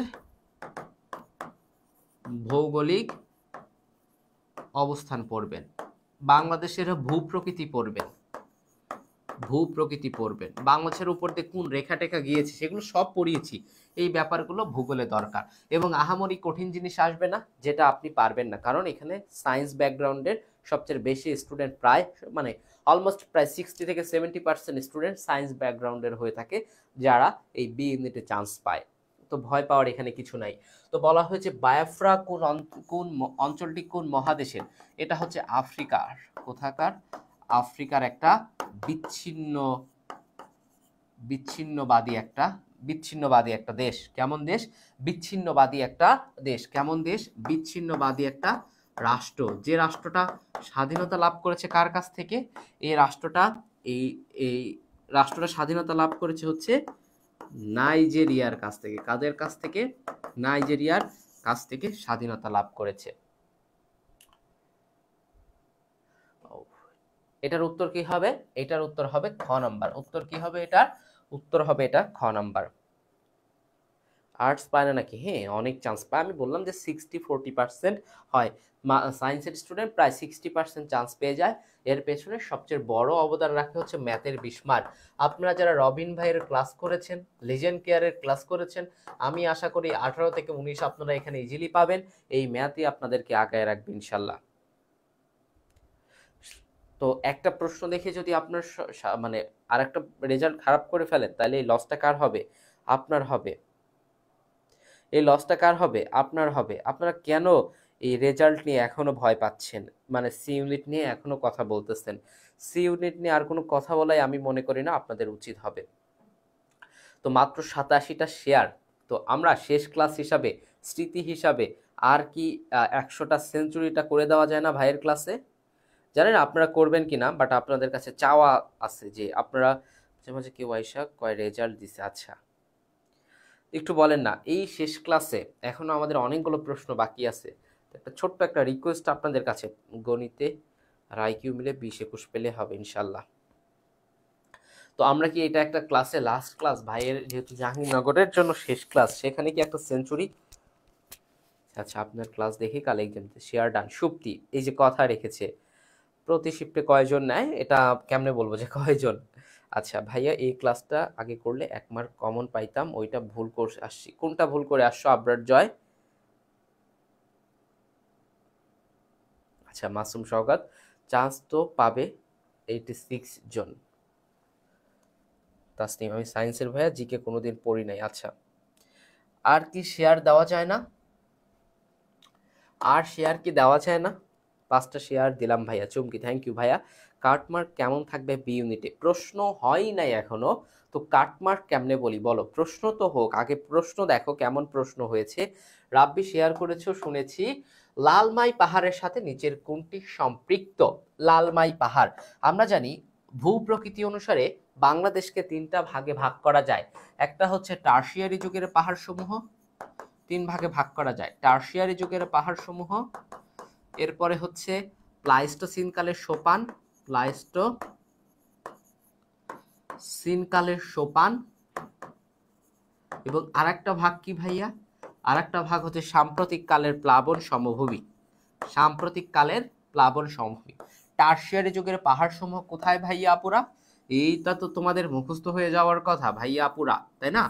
এটা কিন্তু মুখস্থ হয়ে যাওয়ার কথা যে এই অঞ্চলটা আর এখানে ময়মনসিংহ অঞ্চলটা, এগুলো হচ্ছে টারশিয়ারি যুগের পাহাড়।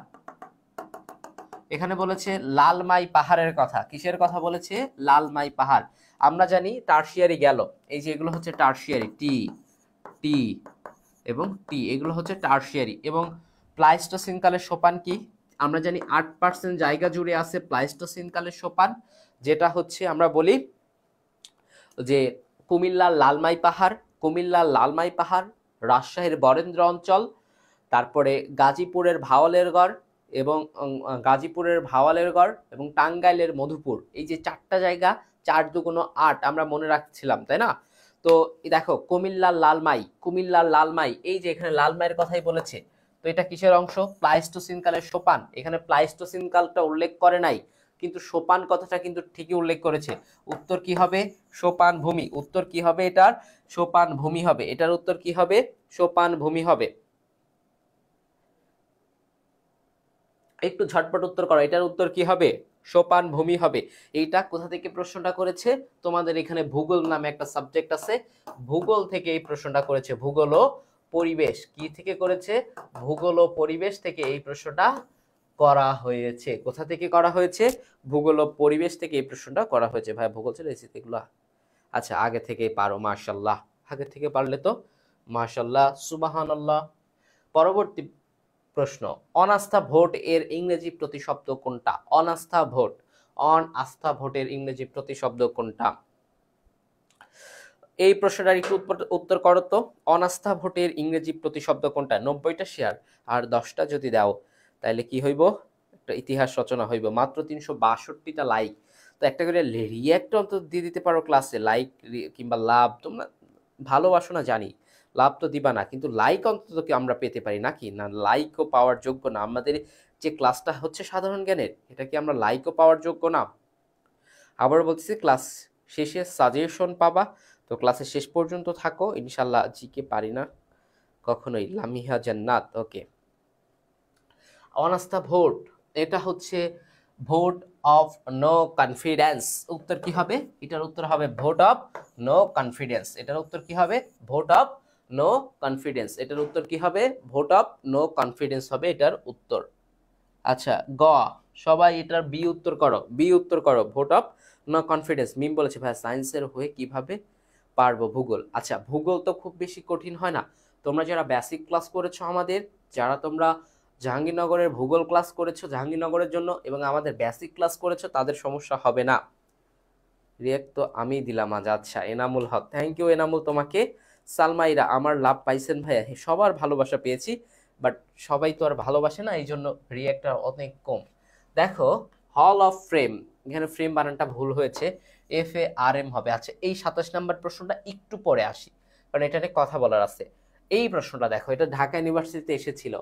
আই অ্যাম দ্য স্টেট, আমি রাষ্ট্র, কথাটা কে বলেছেন?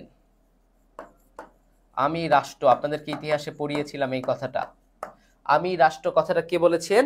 আমি রাষ্ট্র, এটা বলেছেন চতুর্দশ লোই। এবং আর একজন বলেছিলেন এই কথাটার অনুরূপ, বলেন তো কে বলেছিলেন এই কথাটার অনুরূপ? তিনি এই চতুর্দশ লুইয়ের অনুরূপ এই কথাটা আরেকজন বলেছিলেন, বলেন তো কি তার নাম? পড়িয়েছিলাম ইতিহাসে, বলেন তো তার নাম কি? তার নাম কি এইটা বলেন। এইটা তো সবাই জানেন চতুর্দশ লুই, আর একজন বলেছিলেন তার নাম কি বলেন তো? আরে ভাই চতুর্দশ লুই তো জানলাম ভাইয়া, কালকের জন্য দোয়া করবেন যেহেতু একটা সিট যেন হয়, ইনশাল্লাহ ইনশাল্লাহ ইনশাল্লাহ।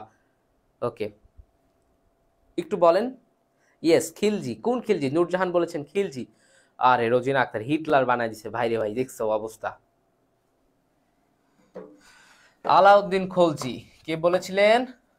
আলাউদ্দিন খলজি। কেন ভুলে যান তোমরা, কেন ভুলে যাও? ইতিহাস তো পড়িয়েছি, যদি এরকম প্রশ্ন একটা দুইটা আসে কেন উত্তর করতে পারবা না তোমরা? এই যে আবার বখতিয়ার খিলজি বানায় দিয়েছে, হাহারে। আলাউদ্দিন খলজি, ইয়েস।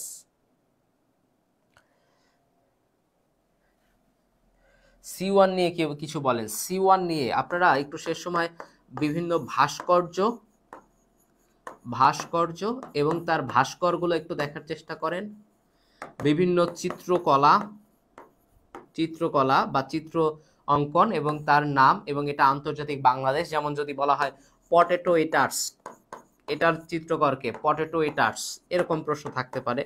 এবং দেখেন যে কোনটা কোন অঞ্চলের গান, কোন অঞ্চলের গান, কোনটা কোন অঞ্চলের গান, কোনটা কোন অঞ্চলের নাচ, এইগুলো একটু দেখার চেষ্টা করবেন। ভাষা আন্দোলন কেন্দ্রিক যে নাচ নাটক গান এগুলো আছে, ভাষা আন্দোলন কেন্দ্রিক যে নাটক গানগুলো আছে, এরপরে মুক্তিযুদ্ধ কেন্দ্রিক যে নাটক গানগুলো হয়েছে, এই ব্যাপারগুলো একটু দেখবেন। পাশাপাশি আপনার বেসিক ক্লিয়ার থাকলে ইনশাল্লাহ C1 ইউনিটেও আপনি ভালো করবেন। এই ব্যাপারগুলো একটু দেখে যাবেন, এবং যদি বেসিক ভালো থাকে এই ইউনিটেও আপনারা ভালো করবেন। ভাইয়া কালার নিয়ে একটু কিছু বলেন ভাইয়া। কালার কি কালার বুঝি নাই। তয়ানুর রহমান, কালার কোন কালারের কথা বলেছো বুঝি নাই। আচ্ছা, ওকে। পরবর্তী প্রশ্ন দেখো, 2024 সালে বৈষম্য বিরোধী ছাত্র আন্দোলনের শহীদ স্মৃতি ও 2024-এর গণ অভ্যুত্থানকে অমর করার লক্ষ্যে সর্বপ্রথম নির্মিত স্মৃতিস্তম্ভ অদম্য 24 কোথায় অবস্থিত? এটা অবশ্যই যারা জাহাঙ্গীরনগর বিশ্ববিদ্যালয়ে আছেন তারা অবশ্যই এটা একটু দেখার চেষ্টা করবেন। এটা জাহাঙ্গীরনগর বিশ্ববিদ্যালয়। ভাইয়া জিকে শুধু আপনার ক্লাস করব, অন্য বই কি পড়বো? আচ্ছা, এখন তো সময় নাই, বই চাইলে আপনি জাস্ট আমি লাস্টে বলে দিব যে কি কি পড়বেন এই শেষ মুহূর্তে, একটু ওইটুকু একটু দেখার চেষ্টা করেন। ওকে, এটার উত্তর কি হবে? এটা জাহাঙ্গীরনগর বিশ্ববিদ্যালয় হবে। যারা জাহাঙ্গীরনগরে আছেন তারা একটু অদম্য 24 দেখবেন, দেখলে মনে থাকবে। আচ্ছা, ডানে গরু বামে খাসি কাব্য ভাইকে ভালোবাসি। আচ্ছা, পিয়াল পিয়াল হচ্ছে আমার ডিপার্টমেন্টের জুনিয়র ছোট ভাই, ও কমেন্ট করেছে। আচ্ছা ঠিক আছে, পরবর্তী প্রশ্ন দেখো, নাম্বার 30। উন্নত মামসির শিল্পকর্মটি জুলাই বিপ্লবের কোন শহীদকে নিয়ে অঙ্কিত? উন্নত মামসির, প্রশ্নটা এত ছোট করে ফেলেছে কেন বলো তো? এই প্রশ্নটাকে মনে হয় কিছুই খাইতে দেওয়া হয় নাই। এটা কাকে নিয়ে আঁকা হয়েছে? শহীদ আবু সাইদকে নিয়ে আঁকা হয়েছে। তো শহীদ আবু সাইদ শহীদ হয় কবে? 16ই জুলাই, তাই না? 16ই জুলাই 2024 সালে শহীদ আবু সাইদ শহীদ হয়। এই যে শহীদ আবু সাইদকে নিয়ে আঁকা যে চিত্রকর্ম উন্নত মমশির, এটার শিল্পকর্মটির শিল্পীকে বলতো, এই শিল্পকর্মটির শিল্পীটাকে বলতো ভাইয়া আপুরা, শিল্পীটাকে কেউ বলতে পারেন? এই উন্নত মামসী শিল্পীটাকে? শিল্পী হচ্ছে শহীদ কবির, নামই তার শহীদ কবির হচ্ছে এটার শিল্পী। শহীদ কবির এটা শিল্পী। তো দেখবেন কয়েকদিন ফেসবুকে এরকম ভাইরাল হয়েছিল, শহীদ আবু সাইদ স্পোকেন ইংলিশ কিরকম যেন করে বলতো, খুব চমৎকার করে বলতো, ওনাকে নিয়ে ভাইরাল করে আপনারা ওটাকে শেষ করে দিলেন। আমি বলতে পারবো না অত সুন্দর করে, কিংবা হবেও না। তো উন্নত মমসির এই শিল্পকর্মটি আঁকিয়েছে বা শিল্পী হচ্ছে শিল্পী কবির। এটা কোন শহীদকে নিয়ে আঁকানো? শহীদ আবু সাইদকে নিয়ে আঁকানো। ইনি শহীদ হয়েছেন কবে? 16ই জুলাই 2024 1924 সালে ইনি শহীদ হয়েছেন। ওকে, তো এখন আপনারা কি পড়বেন আমি জাস্ট একটু 1 মিনিটে বলি। তো আপনারা কি পড়বেন আমি যদি বলি অর্থনীতি থেকে, আপনারা একটু শেষ মুহূর্তে দেখার চেষ্টা করবেন। আবারও বলতেছি অর্থনীতি থেকে আপনারা একটু বাজেটটা দেখার চেষ্টা করেন না ভাই, বাজেটটা আপনারা অর্থনৈতিক সমীক্ষা দেখার চেষ্টা করেন, অর্থনৈতিক সমীক্ষা দেখার চেষ্টা করেন। আপনারা কি চেষ্টা করবেন, আপনারা চেষ্টা করবেন হচ্ছে অ্যাব্রিভিয়েশন, এখান থেকে কিছু কিওয়ার্ডস দেখার চেষ্টা করবেন, কিওয়ার্ডস দেখার চেষ্টা করবেন। এখান থেকে আর কি দেখার চেষ্টা করবেন, অর্থনীতিবিদদের যে উক্তিগুলো আছে, যে অদৃশ্যের কালো হাত, এই যে উক্তিগুলো আছে, এই উক্তিগুলো দেখার চেষ্টা করেন। এরপরে আপনারা ইউআরপি থেকে কি দেখার চেষ্টা করেন, যোগাযোগ ব্যবস্থা, সেটা যোগাযোগ ব্যবস্থার মধ্যে আপনি পাইতে পারেন কি, আপনি যোগাযোগ ব্যবস্থার মধ্যে কি কি পাচ্ছেন, যোগাযোগ ব্যবস্থার মধ্যে সড়ক পথ, রেলপথ, এই যে ডুয়েল গ্রেজ রেল লাইন, তারপরে হচ্ছে এই যে পড়িয়েছি এই ব্যাপারগুলো। আপনি এখানে কি দেখবেন, এখানে ফ্লাইওভার দেখবেন, এখানে দেখবেন মেগা প্রজেক্ট দেখবেন, এই ব্যাপারগুলো একটু দেখার চেষ্টা করেন। হ্যাঁ, এরপরে আপনাকে যদি বলি সরকার ও রাজনীতি এবং পাবলিক অ্যাডমিনিস্ট্রেশন থেকে কি দেখবেন, আপনি এখান থেকে আপনি সংবিধানটা একটু দেখবেন, সংবিধান যেহেতু আপনারা বলতে পারেন যে এটা ল নাই পড়বো কিনা, সংবিধানটা একটু দেখেন। আপনারা এখান থেকে সরকার ব্যবস্থা একটু দেখেন, এখান থেকে বিভিন্ন সংস্থা দেখেন, বাংলাদেশে যেমন বার্ড আছে, তারপরে আরডিএ আছে, এই সংস্থাগুলো একটু দেখার চেষ্টা করবেন। আপনারা নৃবিজ্ঞান থেকে কি কি দেখার চেষ্টা করবেন বলেছি কিন্তু, নৃবিজ্ঞান, আবারও বলতেছি উপজাতি থেকে একটু দেখবেন, উপজাতি। আপনারা এখানে দেখবেন মানব জাতির জন্ম, বাঙালি জাতির উৎপত্তি, আপনারা এখানে দেখবেন হচ্ছে কি সম্পর্ক, সম্পর্ক একটু দেখার চেষ্টা করবেন। আপনারা ভূগোল থেকে, জিওগ্রাফি থেকে কি দেখবেন, জিওগ্রাফি থেকে বাংলাদেশের ভৌগোলিক অবস্থা একটু দেখার চেষ্টা করেন। তারপরে বাংলাদেশের ভূপ্রকৃতি দেখার চেষ্টা করেন, মহাদেশ পরিচিতি দেখার চেষ্টা করেন। তো এই হচ্ছে, আপনাকে শেষ মুহূর্তে এইটুকু একটু দেখে আসার চেষ্টা করবেন। ওকে, স্ক্রিনশট মারো ভাই। যেহেতু বি ইউনিটের জন্য ক্লাস করা যাবে, বুঝি নাই তোমার প্রশ্ন, যে বি ইউনিটের জন্য কি ক্লাস করা যাবে মানে কি, বুঝলাম না তোমার কথাটা, আমি বুঝি নাই, এখনো বোধগম্য হয় নাই বোঝার মতো। আচ্ছা,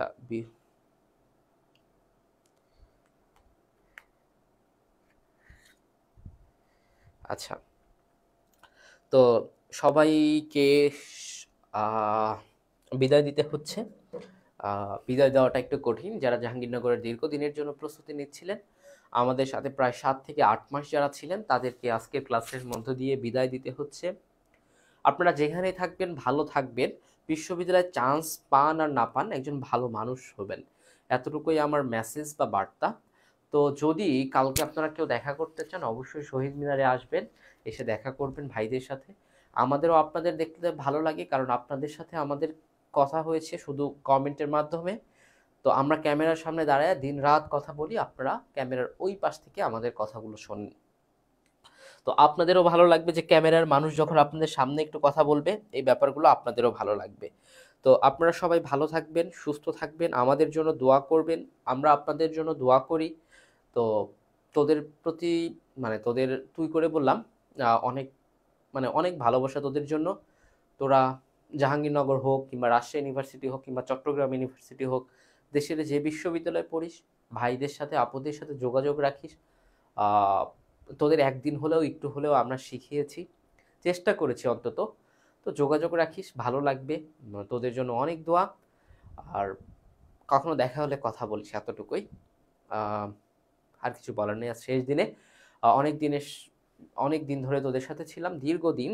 তোদের প্রতি একটা মায়া মহব্বত, তোদের সামনে আমি ক্যামেরার সামনে এসে কথা বলতে লাগলে তোদের নামগুলো, আমি যে প্ল্যাটফর্মে ক্লাস নেই কেন, অনলাইনে যেখানে কেন ক্লাস না নেই, তোরা সেখানে চলে যাইতি। তো এই ব্যাপারগুলো আমাকে অনেক বেশি করবে, যে আমার স্টুডেন্টরা এমন ছিল, এই একই নাম আমি যদি ওই ঝিনাইদহতে একটা অনলাইন প্ল্যাটফর্মে অনলাইনে ক্লাস নিচ্ছি, সেখানেও তোরা চলে যাইতি। মেডিকেল কোচিংয়ে ক্লাস নিতে গেলাম, সেখানেও তোরা চলে যাইতি। তোদের নামগুলো আমার পড়তেই হতো। তো তোদের জন্য অনেক দোয়া। তোদের কথাগুলো আমার সারা জীবন মনে থাকবে। তোরা ভালো থাকিস, সুস্থ থাকিস।